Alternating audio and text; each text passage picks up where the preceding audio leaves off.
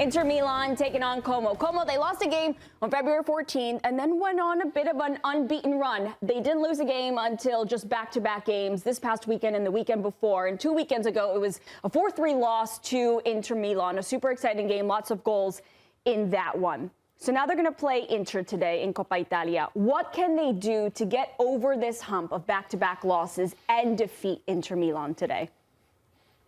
So I agree it's a hump because after they beat Juventus, they stepped into pole position to try to get fourth place and get Champions League football. And I think we know that's out of the equation after they lost to Sassuolo. And then you mentioned that they lost to Inter and they also tied Udinese before that. But it's hard for me to be mad at this Como team. Everything they've done to this point, no one could have expected it. This is only their second semifinal in history. It would be the first time they ever get to a Coppa Italia final. So, and actually, within the locker room themselves, Nico Paz said no one could have expected this season. So they're still doing incredible things, but it feels like this Inter side just always has their number. They were 2-0 up against them and then allowed Inter to come back on dead balls. They play such fantastic football, but sometimes they're just missing that killer instinct. They could dominate games, they could press you, they could win balls up, but they don't always score on their opportunities, and that lets them down from time to time. But tonight is a huge opportunity. As I mentioned, that Champions League position is out of the equation for them. They're not going to get Champions League football, but the opportunity to play in a final for the first time ever and potentially win a trophy with this team, with Cesc Fabregas, would be absolutely incredible, and I'm all for it because I think it's one of the best stories in all of Europe, the rise of Como. This is only their second season back in Serie A, I have to remind everybody. Marco, on the flip side, you've got Inter. If them winning Coppa Italia and Serie A, does that negate the devastation of having gone out in the Champions League the way they went out? They haven't won both of these trophies since the treble-winning season, since Kivu was a part of that in the same season.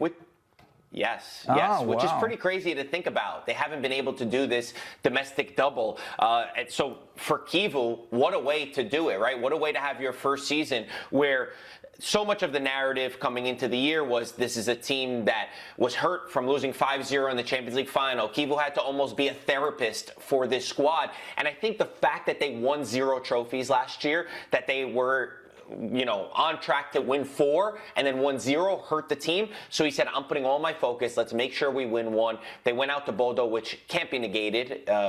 For me, that was a disaster, the way that they went out especially. But I think they said we have to win 1. And Kivu coming into this Inter team only being in charge for 13 games, you have to say that he did fantastic. He hasn't been able to really put his touch on the team the way that I would like. If you remember Club World Cup, there were talks that he was going to change formation, that he wanted wingers, that he wanted 1v1 players. He didn't get it in the transfer market, and I think he sort of realized early on, I can't rock the boat. I need to keep what Inzaghi had. I need to stick with the same formation, stick with the 3-5-2 because they only lost the Scudetto from 1 point last year.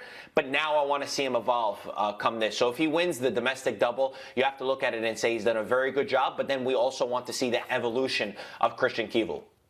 Marco, all the conversation was about whether or not Cesc would stay this summer. If he lands this trophy, which nobody expected, would that have any effect, do you think, on his decision to stick or twist? I think his decision depends on what jobs open up. If there's a huge job that opens up, I think his dream is probably to coach in La Liga. Then he would move on. Fabregas is very calm. They even asked him, would you want to be the Arsene Wenger of Como? And of course he owns a stake in the club, and he said it would be a dream to do that. So I don't think he's in any rush to leave Como. He is learning. He's making mistakes. He's building, again, what I say is one of the best projects in all of Europe. So why not remain 1 more year? Why not wait 2 years or 3 years? Wait for a good opportunity. Wait for a fantastic club to come along. And I think that dream, again, would be a team in La Liga. And if you stay another year, they can compete for Champions League football. Yes, they're going to lose Nico Paz, but they've already proven that they're really good at identifying talent. When he's been missed, they haven't missed a beat. They've done fantastic. So even the guys that come in off the bench have done great. This is only their second year back in Serie A. So for me, he shouldn't be in a rush. He could choose with calmness. And I think when the opportunity arises, there's going to be plenty of clubs that want to bring Fabregas in because he's done an exceptional job at this club. There's an interesting dynamic here, him being a part owner of a club, because usually if a manager doesn't have that link that business link to the club that you're coaching. You would just be like, all right, better opportunity. I'm going to take my career forward. But you don't want to just like leave this project abandoned, which you have actual money invested in, and it kind of just go awry, you know? So that if he's doing poorly, can he vote to fire the coach? That's a good question. I don't know. If they win this trophy, can he vote for a massive bonus for the coach? Well, see, one manager who wishes there were bonuses at stake or bonuses to even give because they've been so poor because financially things are dire right now is Lazio, right? And Maurizio Sarri.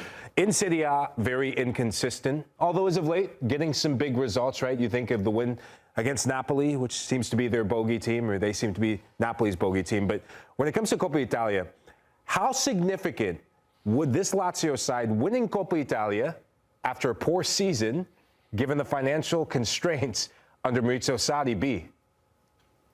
Funny you say about bonuses, because going into that first leg against Atalanta, there was a rumor going around that if Lazio would win Coppa Italia, they were going to split, I believe it was 2 million euros. Then Lotito, the owner of Lazio, decided to up that. He said, if we get through, we get to the final, it's going to be double that amount for them to split. They could have fallen apart. They could have been way worse this year. They could have done what Fiorentina is doing, considering all the obstacles that this team faced. And they also sold some of their best players. They sold Tati Castellanos in January. They sold Guendouzi as well. They almost sold Romagnoli if the paperwork would have went through. And the fact that they are still here, they're still in a chance to play for Europa League football is fantastic. And they're not hiding away from it. Zaccagni said, this game is for our season. This is the most important objective. Serie A really doesn't matter at this point for them because they're not going to be relegated. They're not going to be able to get back into Europe. So to have this push and to start understanding and being self-aware of what their true qualities are, this is going to be very similar to the game against Napoli, I think, as well, where they could sit in, try to hit Atalanta out on the counterattack. So on the other side of this matchup, Atalanta, they're sitting 7th in the Serie A table right now. So they're outside of European competition as well as Lazio. So for Atalanta, this is where we bring in our Ferrero all-in, because do you think that this is a time for Atalanta to go all-in, as this could potentially be their best chance to make European competition? So I think they still have more of a chance to get in, right, if results go their way. Como still have difficult matches to play, so we have to see how that shakeup would be. But absolutely, I mean, what a season it could be for Atalanta. Since Palladino has taken over this club, you look at his record, it's incredible. Only the top 4, the current top 4, have done better than him, and I think nobody would think that's crazy. Inter, Juve, Napoli, Milan. Of course, they're better teams than Atalanta. They would have the second best defense since the time he took over, the third best attack. So he has pulled the right strings. They're also the Italian team. I know they got embarrassed by Bayern Munich, but they were the only Italian team to get to the quarterfinals. It was the first time ever that we didn't have Milan, Inter, or Juve in a Champions League quarterfinals. So they've done phenomenal to get to this point. They hired Ivan Juric. It didn't work out. That was a mess. If Palladino was there from the beginning, we'd be talking about something completely different this year. It would be beautiful for him to do this. It would be beautiful for Atalanta and Palladino to try to get another trophy because the team is bought in. I've spoken to players. We had Martin Darun on Kicking It, and the love that they have for Palladino. They said that he's given them a freedom. He's pulled the right strings. He's a young manager, so he can relate to some of the younger players on the roster. They have so many good talents. They're finally getting all their players back from injury because this season, besides the mistake with Juric, they also missed a lot of key players at key moments. They're a great team. They could beat anyone on their day, and they usually step up in the big moments. They're able to punch above their weight. They got a great result away from home as well. 2-2. I was at that game, and they rotated a lot of players. They had 3 games in 6 days during that time frame. They had to play Udinese, Lazio, and then I believe it was Bayern Munich in the Champions League. So for them to manage that tie, I think was great. So all in all, if they could cap this off by going to a final, what a year it would be. And we saw an upset last year in the Coppa Italia final with Bologna winning for the first time in 49 years. I was there as well. 30,000 fans from Bologna traveled away. The scenes were incredible. You man Martin Orsolini in that final. Listen, a little too close. Marco, you made a great case for all 4 teams, but it sounds like you want all 4 teams to win this Coppa Italia. Only one can win it. Now, I want you to rank, given everything you've said, who needs Coppa Italia the most, from least needed to most need to win this title. Ooh, that's a really good question, Nico. I would say this might sound counterintuitive, but I think Como needs it the least because no matter what, their season has been phenomenal. I can't take anything back. Comment. Nobody thought. I think that's totally fair comment because going into this, Marco, as well, surely all of the pressure is on Inter. And now, if Como have fallen short because they don't have the experience and there's an element of naivety, in a game like this and potentially the final, they've got nothing to lose. They can play with a freedom. So, yeah, I agree with you. I think there is no expectation at all on them. 3-2-1 still open.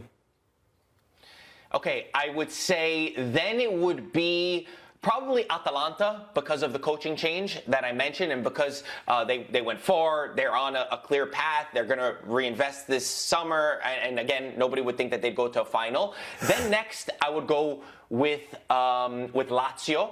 Because again, just all the chaos that Lazio has endured over this season.